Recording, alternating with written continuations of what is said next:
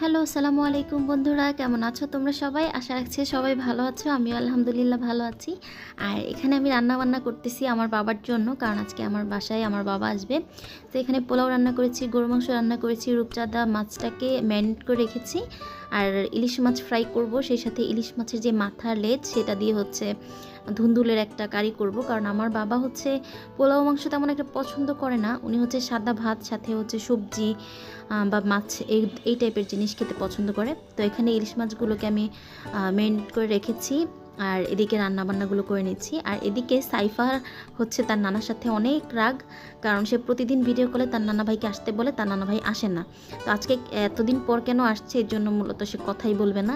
তো যাই হোক, ওদের এই রাগগুলো আমি একটু আবার দেখছিলাম, সেই সাথে তোমাদের সাথে একটু ভিডিও করে নিলাম। আসলে দাদা নানাদের সাথে নাতিদের অনেক অভিমান থাকে, রাগ থাকে, এটা অবশ্য দাদা নানারা একটু কমই বুঝে। কারণ কি করবে, সবারই তো কাজ থাকে, সবাই চাইলেই তো আর সময় দিতে পারে না। তো এখানে হচ্ছে আমি এখন আবার একটু মাছটা ভেজে নিচ্ছি, কারণ অলরেডি দুপুর হয়ে গিয়েছে, সবাইকে খেতে দিয়ে দিব। তো ইলিশ মাছগুলোকে একটু ফ্রাই করে নিচ্ছি। আর আমার বাবা আসলে আমি ছোটোবেলা থেকে এই পর্যন্ত যেটা দেখেছি, সে খুবই কম পরিমাণে খায়। মানে সাইফা যতটুকু খাবার খায় ওইটুকু খাবার হচ্ছে আমার বাবা আজীবন দেখেছি খেতে।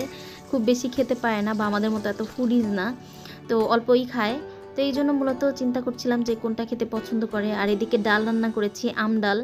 তো আমার বাবা হচ্ছে শুধুমাত্র সাদা ভাতের সাথে ওই ধুন্দুলের ঝোলটা আর হচ্ছে আম ডালটা খেয়েছে। সে পোলাও আর গরু মাংসের দিকে তো ফিরেও তাকায় নাই। আমি অনেক জোর করে তারপর হচ্ছে 2 পিস গরু মাংস আর একটুখানি পোলাও দিয়েছিলাম, ওই অতটুকুই খেয়েছে। আর এই যে আমার ছোটো বোন দেখতে পাচ্ছ, ছোটো বোনকে আবার বেছে বেছে সে তুলে দিচ্ছে তার প্লেট থেকে। তো এটাই আমার বাবা করে। আমরা যখন বাসায় যাই তখন আমার বাবা হচ্ছে প্লেটে যেইটুকু খাবার নিবে আবার সেখান থেকে আবার আমাদেরকে খাইয়ে দেয়। উনি একদম কম পরিমাণ খায়, এটা একদম জন্মের পর থেকে আমি দেখতেছি। তো যাই হোক, তারপর তো সব মেয়েদেরই ইচ্ছা হয় যে বাবার জন্য একটু কিছু রান্না করতে, তাই না? তো বাবারা না খেলে আর কি করার। তারপর আমার বাবাকে অনেক রিকোয়েস্ট করেছিলাম থেকে যেতে, কিন্তু বাবা আর থাকেনি, ওনার অনেক কাজ আছে, সে খুব ব্যস্ত মানুষ। সে হচ্ছে বিকেল 3টা বাজেই চলে গিয়েছে বাসায়। তো সাইফার সাথে একটু সময় স্পেন্ড করার পর বাবা বাসায় চলে গেল। এন্ড আমি বিকেলবেলা কি করব, কোনো কাজ ছিল না, যেহেতু সব রান্নাই রয়ে গিয়েছে। এগুলো হচ্ছে রাতের বেলা আর আমার রান্না করতে হবে না, দ্যাটস ওয়াই আমি হচ্ছে এখন একটা পুডিং বানিয়ে নিচ্ছি।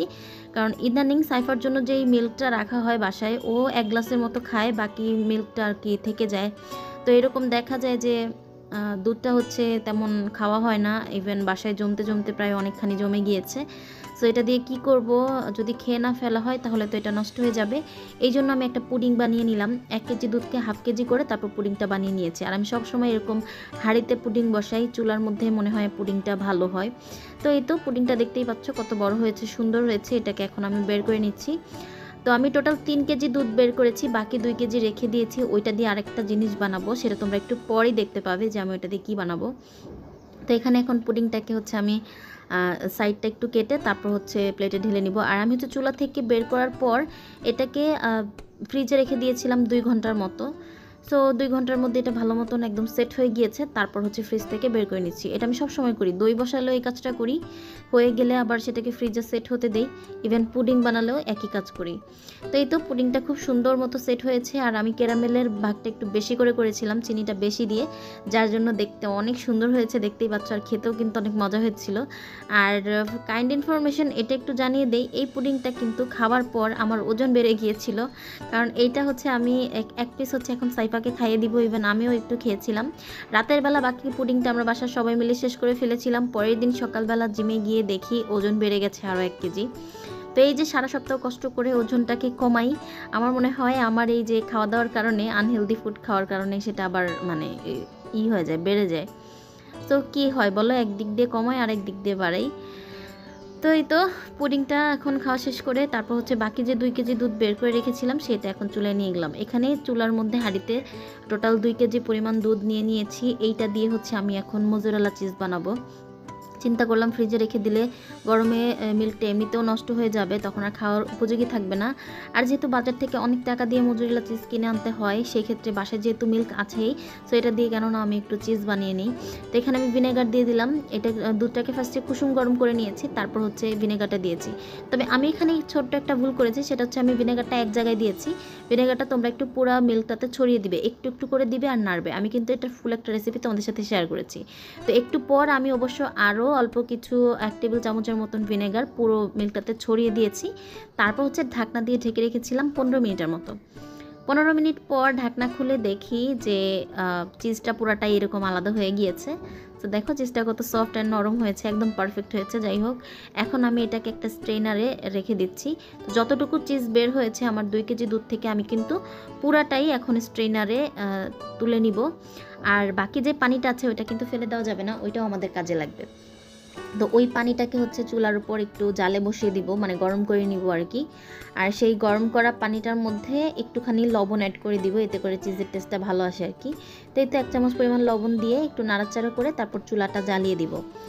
আর ওইদিকে যে চিজটা আমি এইমাত্র তুলে নিয়েছি সেটাকে একটু হাতের সাহায্যে ভালো করে চিপে চিপে এটা থেকে পানিটা বের করে নিব। সো এই কাজটা একটু সাবধানে করতে হবে, যেহেতু চিজটা গরম থাকে। তো হাতের যতটুকু তাপ সহ্য হয় ঠিক সেই পরিমাণে প্রেসটা করতে হবে। আর আমি হচ্ছে নিচে একটা পাত্র দিয়ে নিয়েছি, যাতে স্ট্রেনের যে পানিটা সেটা হচ্ছে নিচে ড্রেন হয়ে পড়ে যায়। তো এই কাজটা একটু সাবধানে করতে হয়, খুব বেশি জোরে চাপ দেওয়া যাবে না, আস্তে আস্তে করে চাপ দিয়ে পানিটা বের করে নিব। আর এইদিকে যে চুলায় আমি গরম পানিটা করেছিলাম লবণ দেওয়া সেই পানিটা, ওইটার ভেতরে আমি 4 থেকে 5 সেকেন্ডের মতো এইভাবে জাস্ট একটু ঘুরিয়ে নেড়ে চেড়ে নিব, মানে একটু গরম করবো আর কি। তারপর হচ্ছে বেশিক্ষণ রাখা যাবে না, জাস্ট 4 থেকে 5 সেকেন্ড। আর এটাকে আবারও তুলে নিচ্ছি। তো এই প্রসেসটা 4 বার তোমরা করবে, মানে একবার তো মিল্ক থেকে একবার তুলবে, আর এরপর এভাবে ঘুরিয়ে ঘুরিয়ে 3 বার করে হচ্ছে চেপে চেপে পানিটা বের করে নিবে, আবার চুলায় দিবে, আবার পানিটা নিবে। আর চুলায় কিন্তু জালটা চলতেই থাকবে, ওই পানিটা আর কি গরম হতেই থাকবে। সো দেখো নিচেও কিন্তু একটা এক্সট্রা পানি জমা হচ্ছে।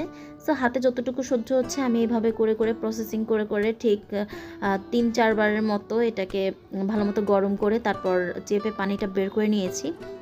এরপর যেটা করতে হবে, এটাকে ভালো একটা ক্লিন র্যাপার নিয়ে নিবে, মানে এটা পলিব্যাগে করলেও পারো তোমরা, যেটা হচ্ছে একদম ইনটেক পলিব্যাগ থাকে নতুন, সেটার মধ্যে এই চিজটাকে নিয়ে তারপর গোল একটা আকৃতি দিয়ে ভালো করে পেঁচিয়ে একটা বক্সের মধ্যে ভরে তোমরা ডিপ ফ্রিজে রেখে দিতে পারো।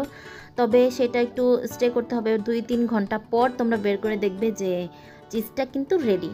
আমি ঠিক এটা রেখে দিয়েছিলাম, তারপর রাতের বেলা বের করেছিলাম, যেহেতু বিকালে বানিয়েছি এটা। রাতের বেলা বের করে দেখি যে খুব সুন্দর করে চিজটা একদম জমাট বেঁধে আছে।